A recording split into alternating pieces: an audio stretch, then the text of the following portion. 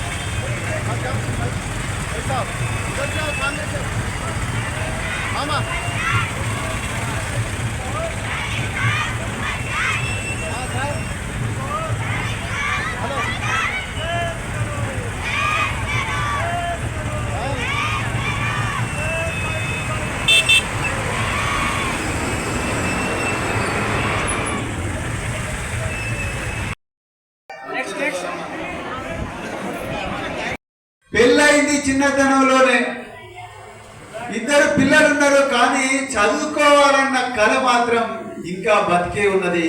కానీ భర్త నుంచి సహాయం లేదని డైరెక్ట్ గా ఇప్పుడు ఒక చెల్లెలు చెప్పింది. మరి అలాంటి బిడ్డల గురించి ఎప్పుడన్నా ఆలోచించిండ్రా ఇక్కడి నాయకులు? వాళ్ళు ఏ పార్టీ ఉన్నా కానీ ఎప్పుడైనా ఆలోచించిన వాళ్ళు ఆలోచించలేదు. ఈ పిల్లలకు ఎలాంటి స్కూల్స్ ఉన్నాయి, ఎలాంటి కళాశాలలు ఉన్నాయి, వీళ్ళకి ఎన్ని కళలు ఉన్నాయి, ఆ కళలను మనం ఎట్లా నిజం చేయాలని ఒక్కరు కూడా ఆలోచించలేదు. మరి అందుకొరకే మేమందరం కూడా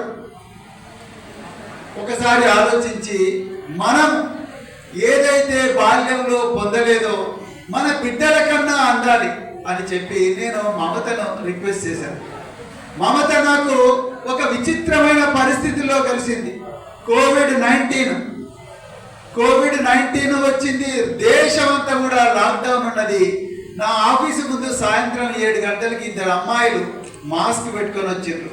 కరెక్ట్ 7 గంటలకు హైదరాబాద్లో వచ్చి నాకు అడ్మిషన్ కార్డు చూపించిండ్రు. సార్, మాకు ఈ సెంట్రల్ యూనివర్సిటీ ఆఫ్ కేరళలో సీట్ వచ్చింది. ఎక్కడ లుంబిని నగరు, ఎక్కడ కేరళ, ఎక్కడ కౌటాల, ఎక్కడ కేరళ. ఇక్కడ నుంచి హైదరాబాద్ పోతేనే కేరళ పోయినంత పని. అవునా? కౌటాల నుంచి హైదరాబాద్ పోతేనే 7 గంటలు. ఆ కౌటాల నుండి హైదరాబాద్కి వచ్చి హైదరాబాద్ నుండి మళ్ళీ కేరళ అంటే అరేబియా మహాసముద్రం పక్కనుండే కేరళకు పోవాలి. నాకు ఒక్కసారి భయమైంది. ఎంత దూరం నుంచి వచ్చింది ఈ బిడ్డలని. అక్షరాలు తినమంటున్నారు. మరి మనమేం తిందాం? అక్షరాలేనా? అక్షరాలు తినిపించాలి మా అక్కలు అమ్మలు. ఈరోజు మరి కాగజ్ నగర్ పట్టణంలో ఎప్పుడు కూడా ఈ పట్టణ చరిత్రలో లేని విధంగా మొట్టమొదటిసారి 84 మంది మన బిడ్డలు ఈ దేశంలోనే అత్యంత ప్రసిద్ధిగాంచిన సంతూర్ స్కాలర్షిప్. సంతూర్ అంటే మీకు ఐడియా ఉందా? సంతూర్ సోప్ అంటే ఈజీగా అర్థమవుతుంది. సంతూర్ సోప్ ఏ కంపెనీ అయితే తయారు చేస్తుందో ఆ కంపెనీ విప్రో వాళ్ళు, వాళ్ళ ఆస్తులే 20,000 30,000 కోట్లు ఉంటాయి. ఆ విప్రో కంపెనీ ఈరోజు మన కాగజ్ నగర్ సిర్పూర్ తాలూకాలో మన అమ్మాయిల పరిస్థితి ఇంతకుముందు చూసారు.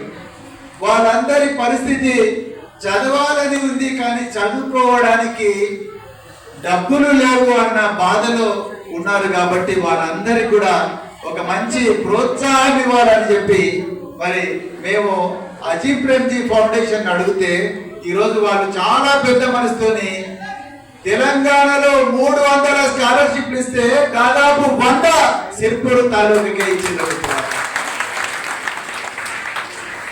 ఎప్పుడన్నా ఎవరన్నా నాయకులు మన ఇళ్లకు వచ్చి మన బాధలు విన్నారా?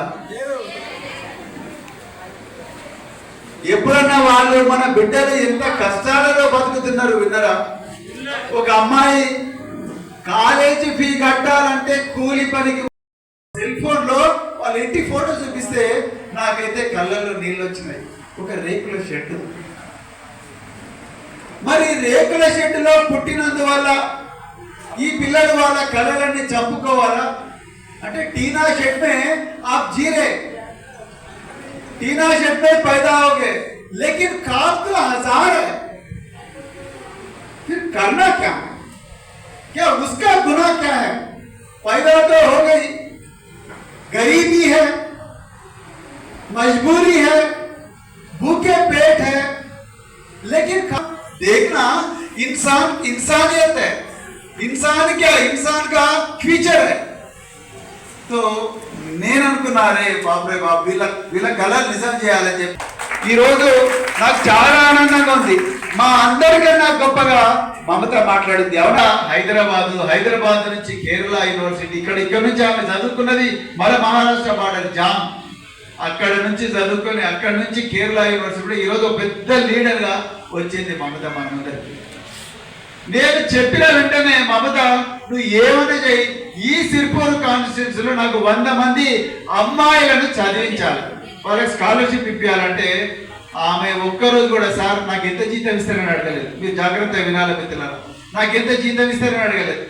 సార్ నాకేమైనా స్కూటీ ఇస్తారా నేను పోవాలని అడగలేదు. అరే మా సార్ చెప్పిండు, ఒక రోజు నేను కూడా ఇదే పరిస్థితిలో ఉంటే మా సారు నాకు హెల్ప్ చేసి